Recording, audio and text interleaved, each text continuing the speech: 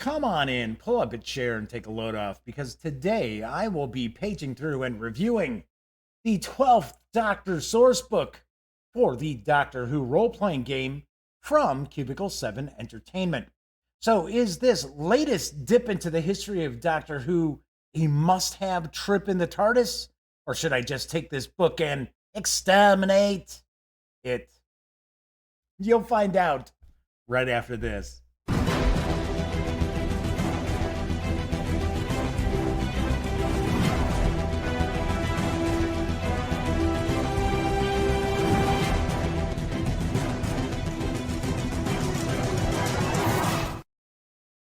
Howdy, howdy, howdy, gang. Yes, I'm Jeff McAleer, back once again as your host here at the Gaming Gang channel. So, as I mentioned in the open, I am going to page through and review the 12th Doctor Sourcebook for the Doctor Who Role-Playing Game from Cubicle 7 Entertainment. But before I do that, let me point out, if you like this video, please give it a thumbs up. Subscribe to the channel. If you do, be sure to ring that little bell, because it will not only notify you of when I upload standalone videos such as this, it'll also tell you when my live stream, The Daily Dope, airs Monday through Thursday nights right here on YouTube. Of course, when you're not watching videos on the Gaming Gang channel, be sure to visit thegaminggang.com for all the latest in gaming news, reviews, comics, movies, TV. Get your geek on at thegaminggang.com. All right, so we are going to be taking a look at the 12th Doctor Sourcebook for the Doctor Who Role-Playing Game from Cubicle 7 Entertainment. It is written by Andrew Peregrine and Walt Chechanowski. Yeah, I'm hoping I came close on that last name. Artwork is provided by Paul Bourne and Rory McCormick. The 160-page hardcover is available right now for $39.99.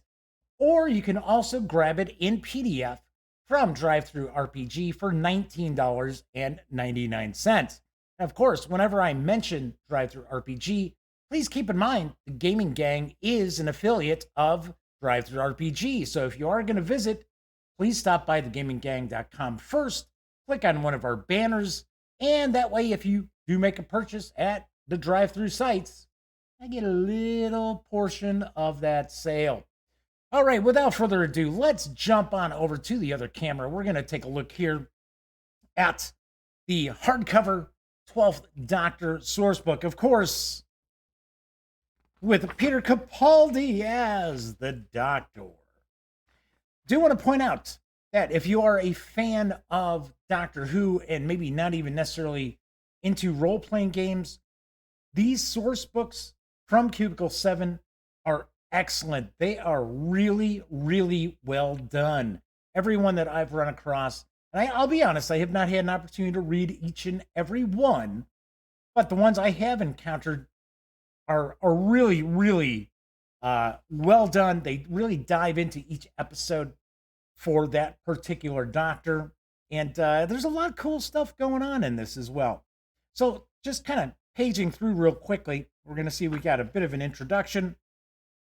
We get a discussion of the 12th Doctor, as well as the kind of a character sheet for the 12th Doctor as well. Of course, if you're a fan of Doctor Who, you know that every time the Doctor regenerates, he's a bit different each and every time. So we go into a discussion of the different companions. So, of course, we've got Clara, we've got Danny Pink, Bill Potts, Nardole, River Song, Missy, who of course is the master. And then we do also see, we get character sheets as well for the companions.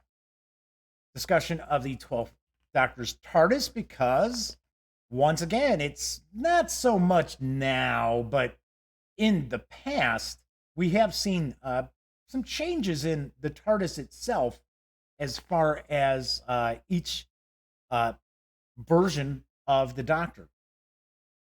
So talking about the era of the 12th Doctor, kind of the style of the adventures. Of course, the 12th Doctor adventures are going to be much different than, say, the 3rd Doctor, who is portrayed by John Pertwee. John Pertwee was more of a two-fisted action kind of doctor. And interestingly enough, Peter Capaldi's Doctor is a bit of at least in my opinion, he's a bit of a mix between the second Doctor and the fourth Doctor, but a little more heroic than the second Doctor. Not to say the second Doctor wasn't heroic, but a lot of times in the Patrick Troughton Doctor Who adventures, he was always like, "We got to get out of here. We got to get out of here. We got to go. We got to get out of here." As you can see, we do have a lot of full color artwork and images. I should say images, not really artwork, from the various episodes as well. So now we dive into kind of the meat and potatoes of these source books, and it is a breakdown of each of the adventures for the Doctor. So we get a plot synopsis, we get an explanation of some of the continuity of this adventure as far as how do they tie into other Doctor Who adventures. If you'd like to run the actual episode as an adventure, we have a section for that as well. And then one of the things that I really happen to like is we get a section here that talks about further adventures. So many times there's kind of adventure seeds, adventure nuggets for, like for an example, maybe you want to set the adventure before that episode took place. Or maybe you want to carry on with what happens after that episode. So you get a good amount of information to kind of inspire you as far as those adventures as well.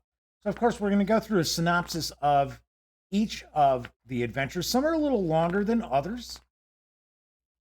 And, of course, obviously enough, some of the adventures were better than others. We will see some stat blocks for some of the various different monsters and NPCs. But I will point out that there is not necessarily a lot of crossover between the source books. So I'll kind of give you an example. The Fourth Doctor Sourcebook, which is Tom Baker, there really isn't a statted version or kind of I guess I'll say a statted version of Sarah Jane, because Sarah Jane is actually covered in the Third Doctor's source book. I mean, there's some info. I mean, you can utilize it, but really the way this is kind of put together as far as each of these source books, you really want to utilize these as a set. So that's the way I personally think it works the best.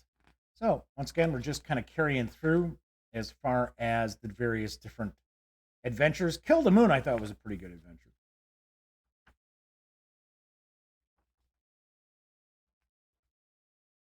I have to say that I thought Peter Capaldi was pretty good as the Doctor. I didn't necessarily think that there were a lot of really stand out episodes during his run. But I think, in my opinion, that has more to do with the showrunner as opposed to Peter Capaldi or any of the other actors who were part of the series as well. Moving along, we see that we've got Missy's first appearance as the latest, reincarnation of the Master. Although I have to admit, let me go back real quick. Let's see. I should have mentioned this when I saw the stat block here. The Sheriff of Nottingham in that episode, I swear, I was like, wow, they got an actor who looks a lot like the second actor to portray the Master. The actor who portrayed the Master during Tom Baker's run. So we will also, I'm not going to share any spoilers or anything like that in the book here, but we'll have a little information about gadgets. We've got some information about some of the different monsters, the lake ghosts, Here we have The Girl Who Died, The Woman Who Lived. That was a two-parter as well. The Zygon Invasion. And pretty soon we're going to move into the appearance of Billy. Kind of paging on through. So there's a lot of gaming information in here. Granted, yes, we do have images almost on every page, but we do Return of Dr. Mysterio. It was like, it was all right. But there is loads and loads of gaming information available in here. I got to admit, as far as the show itself, I think they really underutilized Billy. I think they could have had a really cool companion, and I think they just underutilized her. But as you can see, every single one of the adventures is tackled. I am going to point out that this is one of the shorter source books for Doctor Who, the role-playing game. I think the longest Doctor source book is the Tom Baker source book. It's about a little over 250 pages. This one clocks in at 160. So Empress of Mars I thought was a decent adventure as well, with the Ice Warriors. But as you can see, the main section of the book, a vast majority of the page count is devoted to a breakdown of each of the adventures. Twice Upon a Time, with a return of the First Doctor. Ah, gosh, and I can't remember this actor's name, but he actually portrays the First Doctor in the big audio adventures for the First Doctor. I thought that was pretty amazing. And he also portrayed William Hartnell in a movie about the creation of Doctor Who. So I think that's why they actually had him appear as the First Doctor. So there you have it. We've got all of this, and then we have our index at the back, and that is our 160 pages of the 12th Doctor Sourcebook. So let's swing back over to the other camera, and I will share my final thoughts and give this a review score. I'm a fan of Doctor Who. I'll be the first to admit it. Right now, we are in the midst of the COVID-19 pandemic, and I am sitting in the suburbs of Chicago.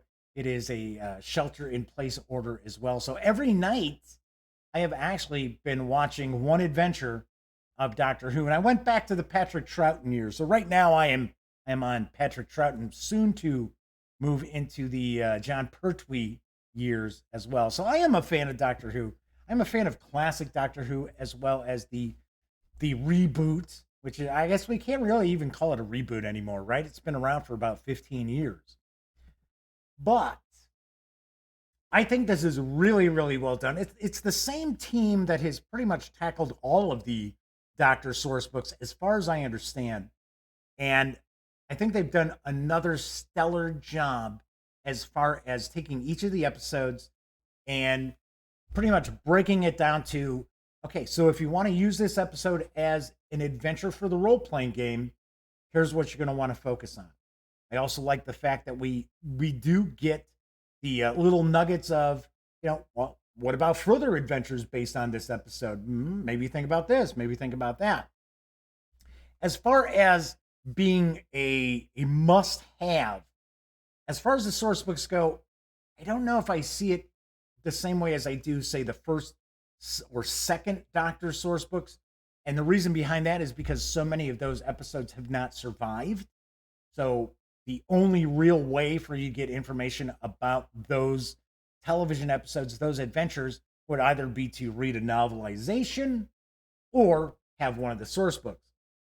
But just because I'm saying this isn't necessarily as essential for Doctor Who fans or those running the role-playing game as maybe the first two books, or even third and fourth and so on, does not mean that this isn't still a really great source book, because it is.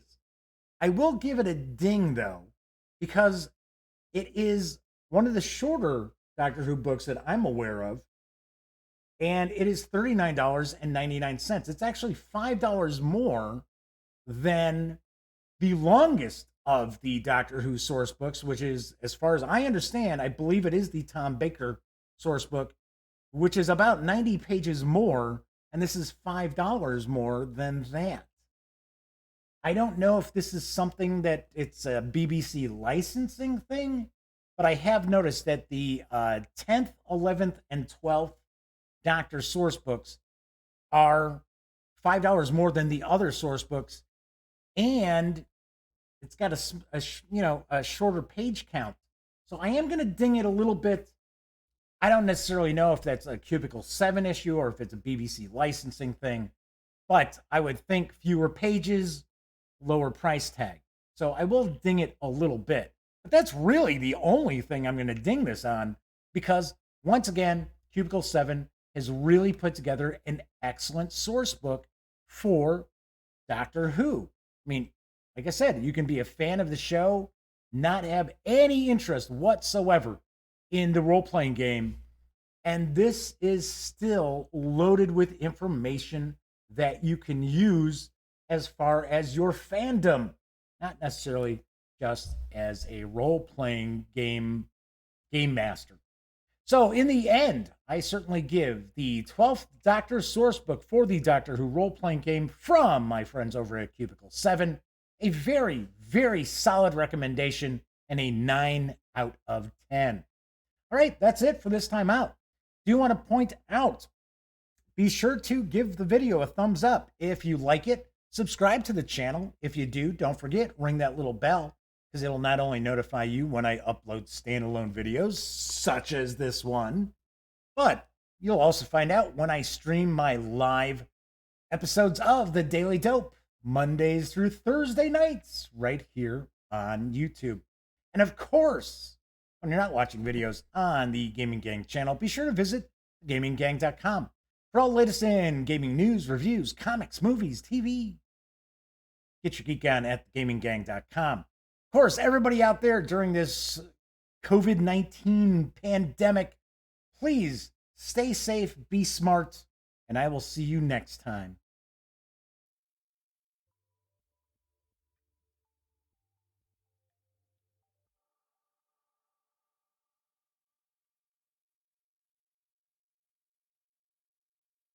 Oh, you're still here.